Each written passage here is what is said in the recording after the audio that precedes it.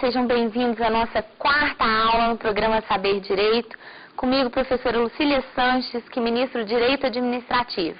O tema dessa nossa aula semanal é a Lei 8.112 de 1990, lei que rege o servidor público federal, tanto da administração direta quanto da administração indireta. Hoje, especificamente, nós vamos falar a respeito das licenças, dos afastamentos dos servidores. Continuo com os meus queridos alunos Flávio, Claren, Diego.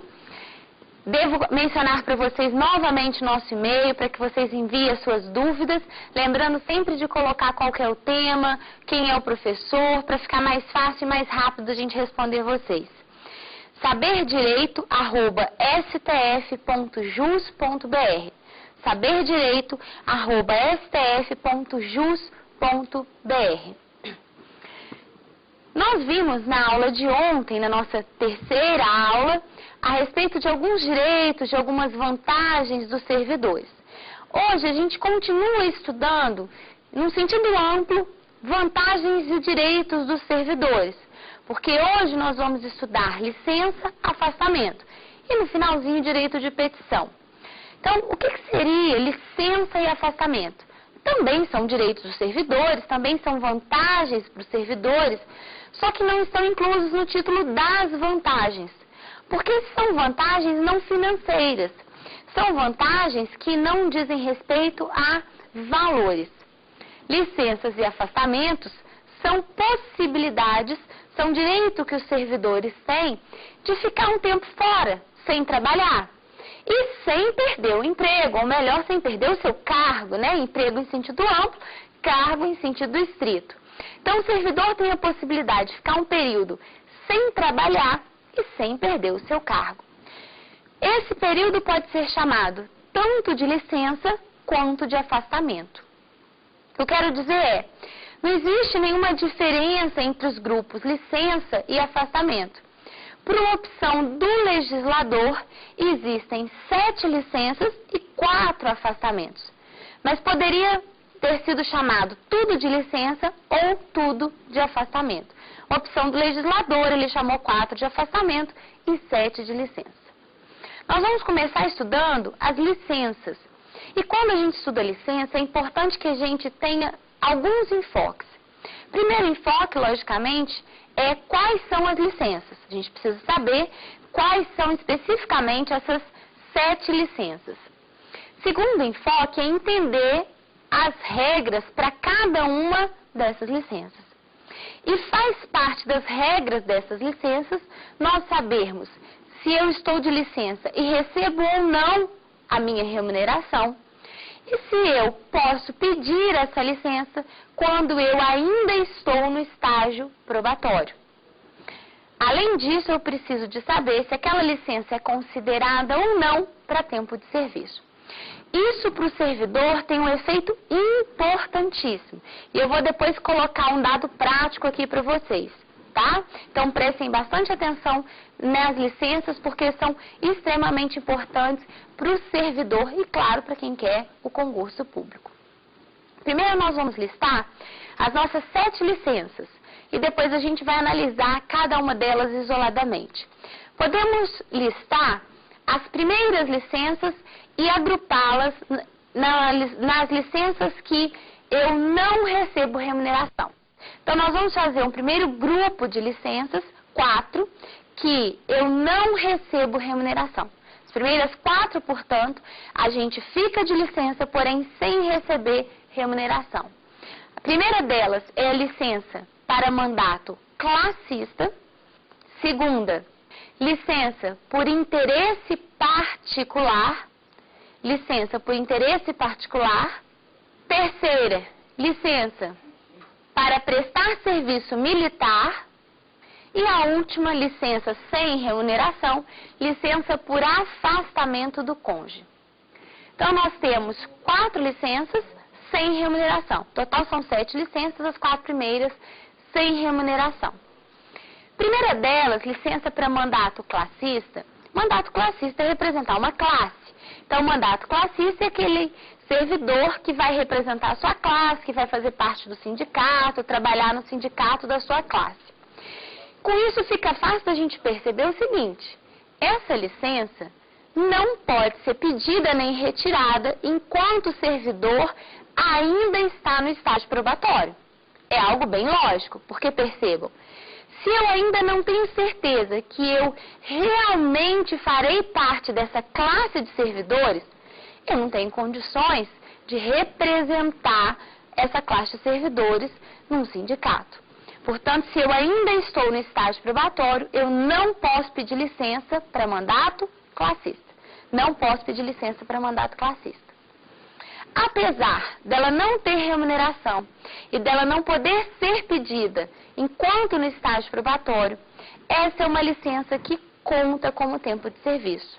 Ou seja, o período que eu estiver fora, representando a minha classe, será considerado como tempo de serviço. Será considerado como tempo de serviço. E qual é o período que essa licença pode durar? Por quanto tempo eu fico de licença para mandato classista e isso é contado como tempo de serviço? Um mandato mais uma reeleição. Um mandato mais uma reeleição. É importante a gente ter em mente que o servidor pode exercer mandato classista pelo tempo que ele quiser. Ele pode ser reeleito diversas vezes. No entanto, de licença, ele só pode por um mandato mais uma reeleição. Um mandato mais uma reeleição.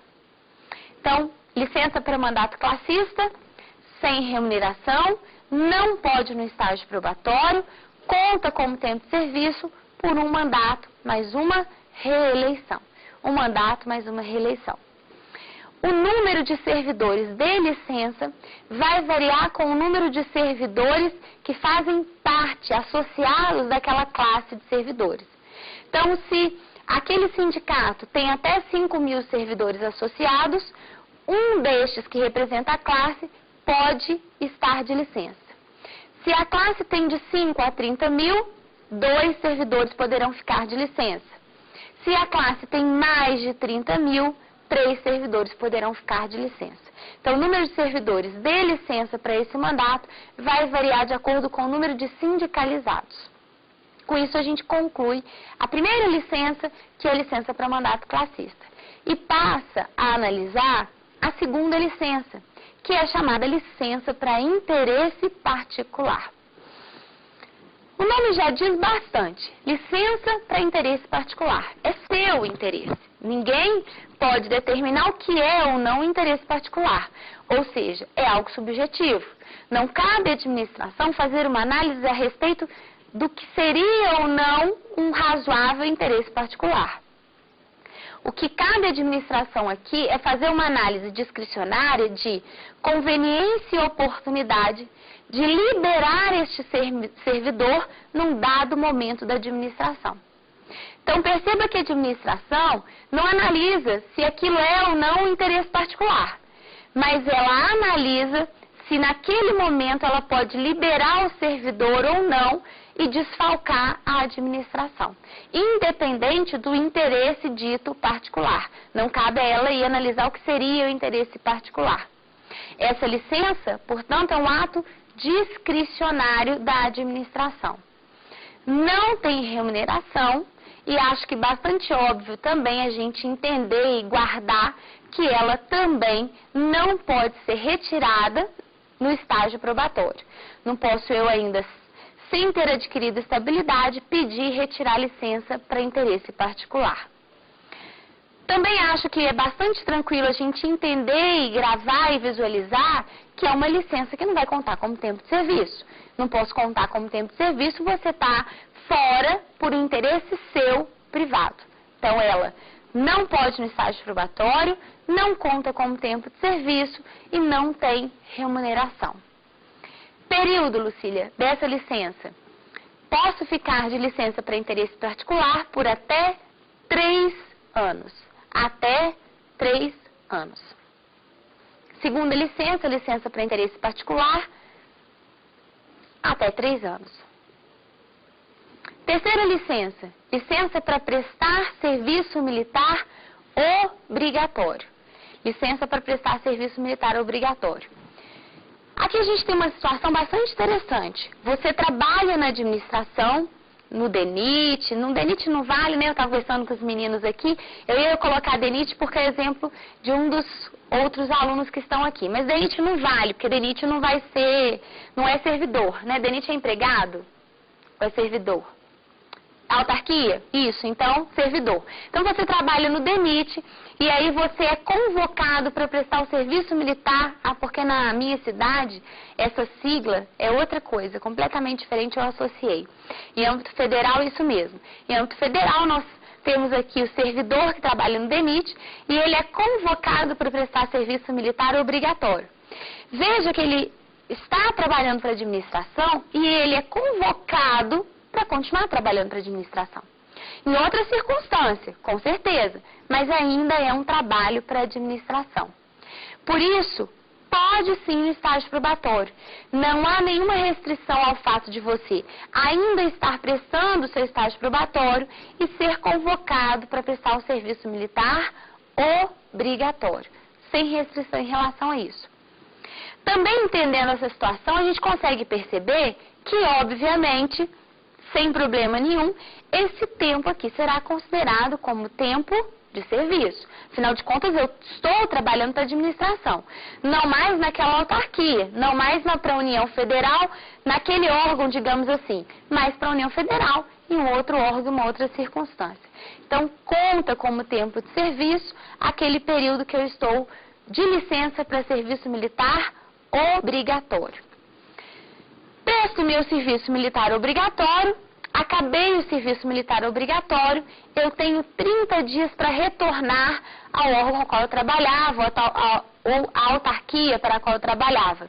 30 dias que é o que a gente chama de período de trânsito, onde o servidor vai voltar para onde ele trabalhava. Esses 30 dias aqui também sem remuneração, porque essa licença é uma licença sem remuneração. E o período de trânsito, portanto, será sem remuneração. Só uma observação em relação a essa licença, porque ela tem uma peculiaridade. Normalmente, as licenças não podem no estágio probatório. E, quando podem no estágio probatório, o estágio probatório fica suspenso. Ou seja, é como se a gente parasse a sua avaliação, você vai de licença, quando você volta, a gente começa ou continua novamente a sua avaliação. Então, na prática, o estágio ele pode durar mais de 3 anos do calendário, porque você entrou, tem 1 ano que você está na administração, sendo avaliado, 1 ano de estágio probatório, pediu determinada licença, suspende-se o seu estágio probatório, voltou de determinada licença, faltam 2 anos para o seu estágio probatório terminar. Na prática, portanto, ele dura 3 anos, mas pode demorar mais que 3 anos do calendário. Tá? Você é avaliado por 3 anos. A peculiaridade desta licença que nós estamos estudando, para serviço militar obrigatório, é justamente não suspender o estágio. Na licença para serviço militar obrigatório, você, embora esteja de licença, continua sendo avaliado. Justamente porque, apesar de tudo, você continua na administração, continua trabalhando para a administração. Então, você não vai ser avaliado aqui na autarquia que você trabalha, mas você vai ser avaliado aqui no serviço militar obrigatório. Então, essa licença é a única em que a gente não suspende o estágio probatório. O estágio probatório não fica suspenso. Guardem essa peculiaridade dessa licença para que a gente possa passar para a última licença sem remuneração, que é a chamada licença por afastamento do cônjuge. Licença por afastamento do cônjuge. Licença por afastamento do cônjuge vai nos remeter ao que nós estudamos na segunda aula. Segunda aula, a gente aprendeu que se nós, servidores federais, formos casados com alguém que também é servidor e o nosso cônjuge for removido de ofício, nós temos direito a ser removido. Não foi isso que nós aprendemos na segunda aula? Agora a gente vai perceber, portanto, ou vai se dar conta, portanto, que se nós formos servidores federais e formos casados com alguém que não é servidor, ou com alguém que até é servidor, e pedir a remoção, nós não teremos direito de ir para onde o nosso cônjuge foi. Então, veja que a remoção por direito é apenas quando o nosso cônjuge é servidor e vai de ofício, é removido de ofício. Se ele for removido a pedido ou se ele não for servidor, caso ele mude de cidade, nós não teríamos aí direito a ser removido. O que a gente pode fazer? Claro, sempre pedir. Se a administração perceber que é interesse dela, também ela envia. Mas se não for interessante para a administração, se eu não conseguir ser removido e eu não quiser me distanciar do meu cônjuge, eu posso pedir licença por afastamento do cônjuge. E aí eu tenho condições de acompanhar o meu cônjuge. Claro, sem receber, porque essa licença é sem receber, nós vimos isso. Mas pelo menos eu costumo brincar, não vai separar, né? Não vai separar porque mudou. Pede a licença por afastamento do cônjuge. Então, gente, se a ideia é não separar, pergunto para vocês, é possível que essa licença seja pedida no estágio probatório? Se a ideia é não separar, pode. Não é porque você está no estágio que você vai separar. Está no estágio, coitado, agora acabou de passar no concurso, tem dinheiro para casar, separa, porque um foi para um lado, outro foi para o outro. Não. Então, essa licença é sem remuneração, mas essa licença pode sim ser pedida e concedida durante o estágio probatório. Pode ser concedida e pedida durante o estágio probatório sem problema nenhum. Essa licença só não vai ser contabilizada como tempo de serviço. Não posso contar como tempo de serviço. Ok? Com isso a gente finaliza as 4 primeiras licenças, que são as licenças sem remuneração. Mas nós vimos desde o início que existem 7 licenças. Agora nós vamos estudar a 5ª geral, que é a única com remuneração total. Única licença com remuneração total. 5ª licença. Chamada de licença capacitação. Licença capacitação. Essa licença capacitação, ela existe desde 97, ou seja, ela não foi originária, a letra originária da lei.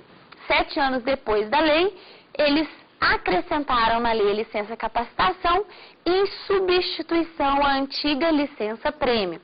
Hoje a licença prêmio não existe, no seu lugar entrou a licença capacitação. O que é a licença capacitação? A cada quinquênio que o servidor está na administração federal, existe a possibilidade de a administração entender que é interessante para ela fazer com que você faça algum curso e se capacite, se melhore, se aprimore para a administração, para o trabalho da administração. E aí ela te libera por até 3 meses para que você faça determinado curso para aprimoramento. Antes ela te liberava por 3 meses para você ficar de férias, ficava à toa recebendo. Isso era licença prêmio, hoje não existe mais. Agora você vai fazer um curso de capacitação. Pode ser um curso de línguas, pode ser um curso de braille, pode ser um curso de libras, né, linguagem dos sinais, algum curso que te faça, que tenha utilidade para o seu trabalho, para a sua atividade dentro da administração. É uma licença que não é direito do servidor, é uma discricionariedade da administração, discricionariedade, portanto é uma licença que você não acumula. Passados 5 anos, se você tirou essa licença e fez o curso, ótimo. Se não, zerou. Daqui a 5 anos será feita uma nova análise para verificar se você fará um curso ou não, um novo curso, enfim. Esquece os 5 anos para trás. Você não acumula se você não pedir ou se você não conseguir essa licença, tá? Então, a licença para capacitação é uma licença com remuneração, onde eu vou fazer um curso para administração. Portanto, acho que é muito claro para nós que é uma licença que conta como tempo de serviço, porque eu estou ali, afinal de contas, estudando para me melhorar para a administração. E é uma licença que acho que também está muito claro, não vou pedir no estágio probatório, concordam comigo? A cada 5 anos, o estágio probatório dura 3, significa que já tem 2 anos que eu terminei o meu estágio probatório. Então, não faço análise aqui de ser possível ou não durante o período do estágio probatório. Para a gente observar novamente, 7 licenças, 5 já foram, 4 sem remuneração, 1 com. Agora nós vamos analisar as duas últimas. E essas duas últimas licenças, elas ora possuem remuneração, ora não possuem remuneração. Então, as duas últimas, licença por doença na família, e licença para mandato eletivo, não confundam com o primeiro, que o primeiro era mandato classista, agora é mandato eletivo e doença na família. Eu terei um período com remuneração e outro período sem remuneração. Vamos começar pela licença por doença na família. Licença por doença na família. É um direito do servidor, que hoje está muito claro, inclusive essa licença sofreu alteração agora em junho de 2010. Havia uma medida provisória tratando sobre ela, e a medida provisória foi convertida em lei em junho de 2010, então ela sofreu algumas alterações, e hoje está muito claro que o período que eu posso ficar de licença em razão de doença na minha família, de alguém da minha família, são 150 dias anuais. 150 dias anuais. E hoje está muito claro também que esse ano que eu conto para limitar os 150 dias não são o ano do calendário romano. Eu conto o ano a partir do meu primeiro dia de licença. Então, se eu tirei licença hoje, primeira vez que eu pedi essa licença começou hoje, de hoje a 12 meses eu vou contar um ano. Não é o calendário romano, tá? 150 dias a contar do primeiro dia que eu tiro essa licença. Outra coisa que facilitou muito com essa alteração da lei. A lei deixou muito claro algo que havia muita discussão. Os primeiros dias são com remuneração e podem durar até 60 dias. Então, o primeiro período é com remuneração e pode durar até 60 dias. Com remuneração, pode durar até 60 dias. Segundo período, sem remuneração e pode durar até 90 dias. Sem remuneração e pode durar até 90. Então, Lucília, como é que vai funcionar isso? Primeiro, obviamente, você tem que comprovar que você tem um parente doente que precisa de você acompanhando, que é impossível que você consiga aí um horário especial, alguma coisa, sem que seja necessário você ficar afastado, você sair, ficar de licença para cuidar daquela pessoa. Com certeza tem perito oficial, enfim. Comprovado isso, você tem até 60 dias durante um ano, a contar do primeiro dia que você conseguiu a licença, para cuidar desse seu parente recebendo. Passou 60 dias, seu parente continua doente, você tem agora mais 90 dias para continuar acompanhando, só que agora sem remuneração, tá? Só que agora sem remuneração. Essa licença é uma licença que você ora tem remuneração, ora não tem. Mas é uma licença que sempre poderá durante o período do estágio probatório. Independente de seus 60 primeiros dias ou os 90 últimos, todo o período dessa licença pode ser requisitado durante o estágio probatório, sem problema nenhum. Só que ela contará como tempo de serviço apenas quando você receber a sua remuneração. Portanto, só contará como tempo de serviço nos 60 primeiros dias. Os últimos 90 dias não serão computados para tempo de serviço. Não serão computados para tempo de serviço. Última licença, que também tem um período sem, um período com, é a chamada licença para mandato eletivo. Licença para mandato eletivo. A licença para mandato eletivo é uma licença que você tem um primeiro período sem remuneração e um segundo período com remuneração. Então, aqui inverte se nós formos comparar com a licença por doença. Lá começa com e termina sem. A licença para mandato eletivo começa sem e termina com. O que é mandato eletivo? Mandato eletivo é um mandato político. É quando você pede licença para ser escolhido naquele partido, lançar sua candidatura e participar das eleições. Para isso, se você é servidor, você vai pedir licença para mandato eletivo.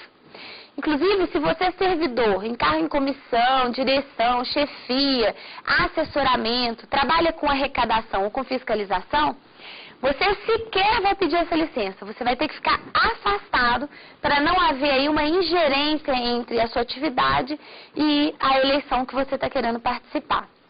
Se você não for servidor numa dessas circunstâncias, direção, chefia, assessoramento, fiscalização e arrecadação, aí você pede a licença para mandato eletivo. E essa licença, ela vai durar no primeiro período em que você não tem remuneração, da sua escolha na convenção partidária até a véspera do registro da sua candidatura. Ou seja, do momento em que você é escolhido pelo seu partido até a véspera do registro da sua candidatura, você deve ficar de licença para mandato eletivo, só que agora sem remuneração. Do registro até o 10º dia após o pleito, você pode ficar de licença, mas agora com remuneração. Então, do registro até o 10º dia após o pleito, de licença, recebendo com remuneração. Desde que, gente, esse período não ultrapasse 3 meses. Se esse período, registro da candidatura, 10 dias após o pleito, ultrapassar 3 meses, você perde a remuneração. Claro, esse ano foi ano de eleição, a gente acompanhou e observa. Esse período nunca ultrapassa 3 meses. Mas a Lei 812 se resguardou. Diz, caso a lei sobre as eleições mude, eu não vou pagar mais do que 3 meses para o meu servidor que está de licença nessas circunstâncias. Então, ela começa sem, termina com. É uma licença que eu posso pedir no estágio probatório, sem problema nenhum, independente de ser com ou sem remuneração. E é uma licença que também só será computada como tempo de serviço, quando eu estiver recebendo, quando o servidor estiver recebendo. Uma dica prática para você que é servidor ou que vai ser servidor. Licença que você não recebe, a princípio você também não tem o desconto da sua aposentadoria. Porque a aposentadoria do servidor é descontada em folha. Logo, se não é pago ao servidor, eu não tenho como previamente descontar em folha. Caso você esteja de licença sem remuneração e não queira perder todo esse período, você avisa para a administração que você vai depositar o valor da sua aposentadoria. E aí você faz o depósito do valor da sua aposentadoria. Porque apesar de você ficar aí, por exemplo, 3 anos de licença para interesse particular sem receber, aqueles 3 anos serão computados numa futura aposentadoria para você. Tá? Então isso é muito importante, porque é muito comum chegar, inclusive para os advogados, isso é muito importante para quem advoga na área, alguém que está pensando que é servidor e faz consultoria com aquele advogado e fala, olha, mas é uma licença sem remuneração, o que eu poderia fazer, tem alguma implicação? Primeira coisa que você deve recomendar ao seu cliente e que você, servidor, deve fazer é avisar para a administração, eu quero continuar contribuindo para a minha aposentadoria, porque aí você não perde, pelo menos para fins de aposentadoria, aquele período que você não estava trabalhando. Porque nós sabemos que a aposentadoria diz respeito ao tempo de contribuição e não ao tempo efetivamente trabalhado. Não adianta eu trabalhar se eu não contribuo, mas adianta eu contribuir sem trabalhar, né? A aposentadoria tem como base o tempo de contribuição. Com isso a gente fecha as 7 licenças, lembrando que talvez você deva estar pensando assim, Lucília, você não falou da licença quando o servidor está doente. Você falou quando ele vai cuidar de alguém da família dele, mas você não falou quando ele, servidor, está doente. Porque aqui, eu disse para vocês no início da aula, nós estamos trabalhando as licenças que são um plus, que são, inclusive, poderíamos dizer, vantagem no sentido amplo. Ou seja, nós estamos trabalhando o grande diferencial do regime jurídico de um servidor.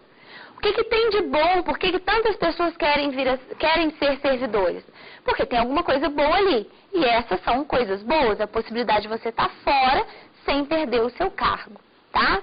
Licença porque você, servidor, está doente, é uma licença que você, servidor, tem, mas que qualquer empregado tenha. Seja ele público, seja ele privado, qualquer um tem. Então, o que nós trabalhamos aqui são licenças não previdenciárias. Licenças não previdenciárias, portanto, são um plus em relação ao servidor, tá? Para a gente conseguir fazer uma continuidade, a gente vai partir da última licença para iniciar o primeiro afastamento. A última licença que nós estudamos foi licença para mandato eletivo, não foi? Licença para mandato eletivo. Então, nosso primeiro afastamento vai ser afastamento para a atividade política, tá? O afastamento para o próprio mandato especificamente, para que você exerça o seu mandato. Por quê? Se eu era servidor, ou melhor, se eu sou servidor e pedi licença para me candidatar, caso eu ganhe eleição, provavelmente eu não vou poder fazer as duas coisas. Eu não vou poder estar num cargo político e estar também no mandato eletivo, né? Ou ser servidor. Então, a regra é, eu, servidor, me candidatei, perdi a eleição, volto para trabalhar, não gera dificuldade nenhuma.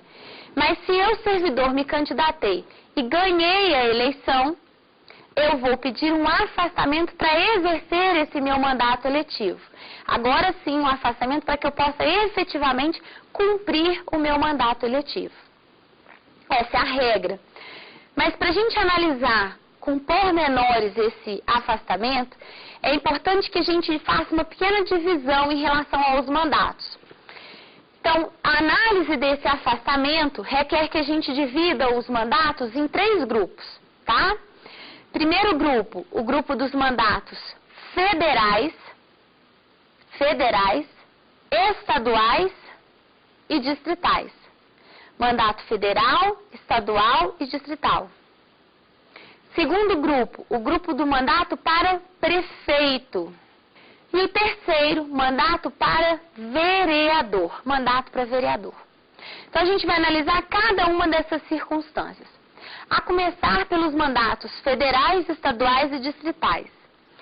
Veja bem, mandato federal, estadual, distrital. Presidente, governador, senador, deputado distrital, deputado federal.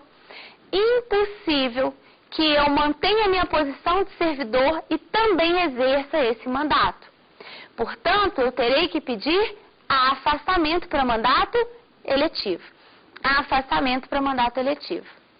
Qual a remuneração eu vou receber? A minha de servidor ou a do mandato? A lei é silente nesse caso. A lei não fala.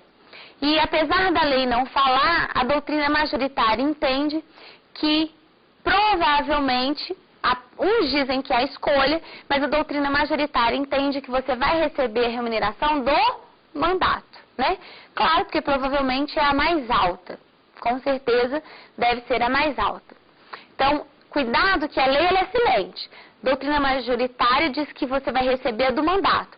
Embora há doutrinador que defenda que cabe a você uma opção. Você que vai optar qual seria a remuneração. Isso por quê? No segundo grupo, que é o para prefeito, você faz essa opção. Você com certeza não dá conta de ser prefeito e ser servidor. Então, você afasta para o mandato de prefeito. Mas aqui, a lei é clara ao dizer que você opta por qual remuneração você quer ganhar. Qual remuneração você irá receber. E isso é uma forma até de estimular as diversas classes de servidores a concorrer ao mandato eletivo de prefeito. Porque se você é um servidor do alto escalão, recebe em torno aí de 17, 15 mil, e no seu município o prefeito ganha 3 mil, você não vai ter interesse. Né? Para que eu vou ser prefeito e deixar de receber 17 para receber 3 mil? Não é verdade? Sem lógica nenhuma. Então, para viabilizar, para fazer com que todo mundo tenha interesse de candidatar, a lei fala, olha, você vai poder optar, seja a remuneração do prefeito, seja a remuneração do servidor. Porque a gente também pode pensar ao contrário, alguém que está começando como servidor e recebe uma média aí de 4 mil, sendo prefeito de uma grande capital, onde ele ganha 20 e tantos mil. Ah, agora eu vou querer do prefeito. Então, a lei diz que você vai poder optar por qual remuneração você vai querer receber. E o terceiro grupo é o grupo dos vereadores. E aí eu acho que no Brasil, pelo menos, a gente consegue ser vereador e ser servidor, né? Porque no Brasil, normalmente, até onde eu tenho conhecimento, os vereadores trabalham de noite e normalmente terça e quinta, né? Portanto, se você é servidor durante o dia, você consegue ser vereador na terça e na quinta de noite. Acho que não vai atrapalhar o seu trabalho e a lei também acha assim. Por isso que ela disse, se o seu mandato é para vereador, você vai fazer uma análise de compatibilidade ou não de horário. Se houver compatibilidade de horário, você exerce as duas coisas, não precisa afastar. Se não houver compatibilidade de horário, aí sim, você afasta do seu cargo de servidor e exerce apenas o seu mandato de vereador. Então, vereador depende de uma compatibilidade ou não de horário. Se o vereador afastar, ele vai optar pela remuneração, tal qual o prefeito. Ele opta a de servidor ou de vereador. Se ele acumular o cargo de vereador com o cargo de servidor, ele vai com certeza acumular as remunerações. Claro, se ele trabalha 2 vezes, ele recebe 2 vezes, tá? Então ele acumula. Ou seja, são 3 afastamentos bem interessantes, diferentes dependendo de qual mandato que você vai exercer. Mas eles têm em comum a seguinte circunstância: todos eles podem no estágio probatório, sem dúvida nenhuma. É só a gente raciocinar de onde a gente partiu. Nós não partimos da licença para que eu concorresse e, quem sabe, ganhasse a eleição? Naquela licença a gente não podia, licença para atividade política, a gente não podia, em período de estágio probatório? Se eu posso concorrer durante o estágio probatório, claro e óbvio que se eu ganhar a eleição durante o período de estágio probatório, eu vou poder tomar posse e exercer o mandato eletivo. Sem dúvida nenhuma, acho que não tem dificuldade nisso. São afastamentos também que contam como tempo de serviço, você não vai perder o seu tempo, conta para tudo, menos promoção por merecimento. Vai contar como tempo de serviço para tudo, menos promoção por merecimento. Óbvio também, porque se você não está trabalhando, como é que eu vou analisar se você merece ou não ser promovido? Você está fora, está em outro setor, está no mandato eletivo, tá? Então, esse primeiro afastamento é um afastamento extremamente tranquilo, sem maiores dificuldades. Faltam ainda 3 afastamentos. Nós vamos analisar ainda 3 outros afastamentos. Afastamento para estudo ou missão no exterior. Afastamento para estudo ou missão no exterior. Afastamento para pós-graduação estrito sensu no país. Pós-graduação estrito sensu no país. E afastamento para servir a outro órgão ou entidade. Afastamento para servir a outro órgão ou entidade. Afastamento para estudo ou missão no exterior. O que seria uma missão no exterior? Você participar de, por exemplo, algum organismo internacional, a OIT, Organização Internacional do Trabalho, você participar do Greenpeace, você participar de algum organismo internacional. E aí você pode pedir afastamento para participar desse organismo internacional. Vai depender de autorização, portanto é uma discricionariedade da administração. A autorização é essa que vai variar de acordo com o órgão que você trabalha, executivo, legislativo, judiciário. Se você está no executivo, ministro de Estado, se você está no legislativo, presidente das casas, no judiciário, ministro-presidente do STF. Dada essa autorização, você vai sim poder participar desse organismo internacional. É um afastamento interessante porque se o Brasil participar desse organismo internacional, você vai sem receber. Se o Brasil não participar, você vai com a sua remuneração. Professora, eu não entendi muito bem. Tem uma lógica nisso. Perceba o seguinte: se o nosso país, ele ajuda aquele organismo, digamos que o nosso país faça parte e faz da OIT, da Organização Internacional do Trabalho, e manda recursos, investe, ajuda, o fato dele te liberar também já é uma segunda ajuda. Se ele te libera e ainda te paga para ir, ele está ajudando 3 vezes, porque ele está ajudando, mandando alguém para lá e pagando esse alguém para ficar lá. Por isso que ou ele vai ajudar e liberar você, ou ele não ajuda e libera com remuneração, que aí a gente consegue compatibilizar. São 2 formas de ajudar, sem também ajudar extremamente, né? Então, se eu já ajudar financeiramente lá, eu vou só liberar você. Se eu não ajudar financeiramente, eu libero você e, inclusive, pago a sua remuneração para você ir. Estudo no exterior, a mesma ideia, ou seja, depende de autorização, variando de acordo com o órgão que você está, executivo, legislativo e judiciário. Estudo no exterior pode ser dos diversos tipos de estudo, vai depender do seu regimento interno, de onde você trabalha, para eles fazerem essa análise dessa possibilidade ou não, daquele estudo ser liberado para esse afastamento, tá? O que a gente não pode é confundir estudo no exterior com afastamento para pós-graduação, estrito sensu, no nosso país. Afastamento para pós-graduação estrito sensu no nosso país, estamos falando especificamente de mestrado, doutorado e pós-doutorado. Mestrado, doutorado e pós-doutorado. São afastamentos que você não vai poder enquanto você estiver no período do estágio probatório. A lei não é clara ao falar isso, que a lei diz é o seguinte: afastamento para mestrado só depois de 3 anos. Para doutorado e pós-doutorado, só depois de 4. Se o estágio dura 3, o que a gente pode concluir? Durante o período do estágio, eu não posso pedir esse tipo de afastamento. São afastamentos que eu só consigo depois de verificada todas as possibilidades para que eu continue trabalhando e fazendo a minha especialização. Só se eu provar que é impossível especializar sem pedir afastamento, que eu consigo esse afastamento. E muito interessante, é um afastamento com remuneração. Isso é ótimo. Eu costumo brincar com os meus alunos. Quer fazer mestrado? Quer fazer doutorado? Passa no concurso. Que aí você tem a grande chance de fazer um mestrado, um doutorado, sozinho. Você não precisa de estar naquela confusão de estar trabalhando e fazendo o seu mestrado ou o seu doutorado.